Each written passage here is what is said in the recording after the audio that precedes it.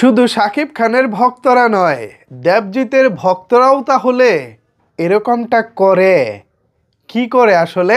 চলেন বিস্তারিত আলোচনা করি আজকের এই ভিডিওতে।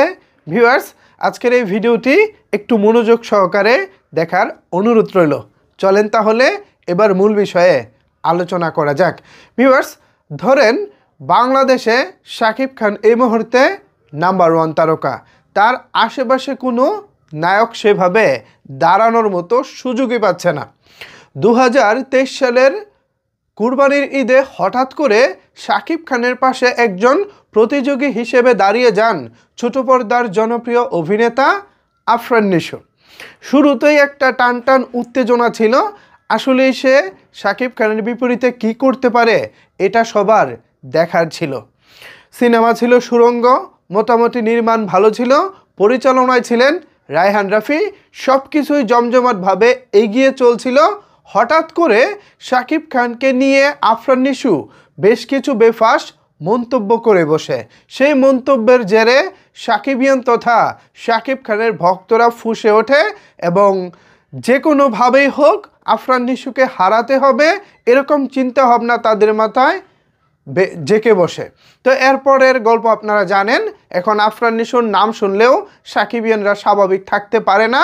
যে কোনোভাবেই হোক, যেভাবেই হোক আফরান নিশোকে হারাতে হবে, হোক সেটা গালি দিয়ে অথবা তালি দিয়ে, যে কোনোভাবেই হোক তাকে হারাতে হবে।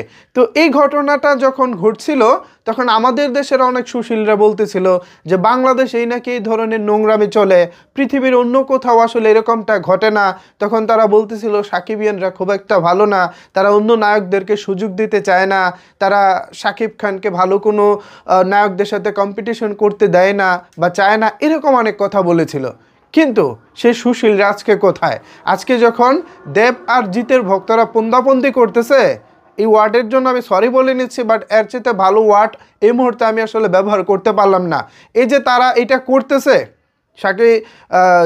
দেবের যে খাদান সিনেমাকে ঘিরে, ভাইরে ভাই কি বলবো, মানে এত পরিমাণের বাজে একটা সিচুয়েশন কলকাতায় দেবজিতের ভক্তদের মধ্যে চলছে, জাস্ট মুখে মানে উচ্চারণ করার মতো না।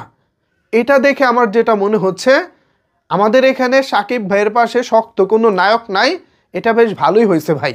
যদি শাকিব ভাইয়ের পাশে বেশ মোটামুটি লেভেলের একটা নায়ক থাকতো, মানে তারও একটা ভক্তকুল থাকতো, অপোনেন্টের যে নায়কটা থাকতো, XYZ যে কেউ হতে পারে সেটা, সো সেই নায়কের ভক্ত এবং আমাদের শাকিব খানের যারা শাকিবিয়ান ভক্ত আছেন, তাইলে তো ভাই একটা মারামারি হয়ে যাওয়ার মতো একটা অবস্থা হইতো। তো একদিক থেকে চিন্তা করে দেখলাম যে ভাই ভালোই হয়েছে যে অন্তত শাকিব খানের পাশে বড় কোনো নায়ক নাই। যদি বড় কোনো নায়ক থাকতো তাহলে কলকাতায় দেব এবং জিতের ভক্তরা যেভাবে তর্ক বিতর্ক করতেছে সোশ্যাল মিডিয়ায়, এটা একটা মানে মাত্রাতিরিক্ত হয়ে যাচ্ছে। এমনকি যে দেব কখনো জিতকে একটা অপমানসূচক কথা বলে নাই, সেই জিতের ভক্তরা এখন দেবকে অপমান করে কথা বলতেছে, নানা রকমের খোঁচা দিতেছে। তাদের মধ্যে যে পরিমাণের দ্বন্দ্ব হচ্ছে তা এই মুহূর্তে আসলে একটা অন্যরকম একটা ঘটনায় বটে। তো তা দেখে আমার কাছে যথেষ্ট মনে হচ্ছে যে আমাদের এখানে অন্তত আমরা ভালো আছি, শাকিব খানের আশেপাশে কোনো নায়ক আমাদের নাই। তবে আমি পার্সোনালি চাই কিছু কিছু নায়ক উঠে আসুক, শাকিব ভাইয়ের কাছাকাছি না হোক, অন্তত কিছুটা দূরে থেকেও হলো তারা যেন ভালো কাজ করতে পারে এবং সেই কাজের তাগিদে যেন শাকিব খান তথা আমাদের ঢালিউড মেগাস্টার তিনিও যেন নিজের মধ্যে তাগিদ ফিল করেন যে না, আমার আরও ভালো করতে হবে, কারণ আমার জুনিয়র যারা আছে তারা ভালো করতেছে, মানে আমাকে আরও ভালো করতে হবে। সো কম্পিটিশনটা থাকুক। এই যে দেবজিতের ভক্তরা কম্পিটিশন করতেছে, এতে করে হয়তো বা সামনে জিতের একটা ছবি আসবে, এভাবে কিন্তু উত্তেজনায় উত্তেজনায় ছবির প্রচারণা হয়ে যায় এবং দিন শেষে ইন্ডাস্ট্রির জন্য সেটা ভালো হয়ে যায়। সো এই বিষয়ে আসলে আপনাদের মতামত কি, আপনারা কি ভাবছেন, চাইলে কিন্তু সেটি নিচের কমেন্টস বক্সে জানাতে পারেন। ধন্যবাদ সবাইকে এতক্ষণ আমার সাথে থাকার জন্য।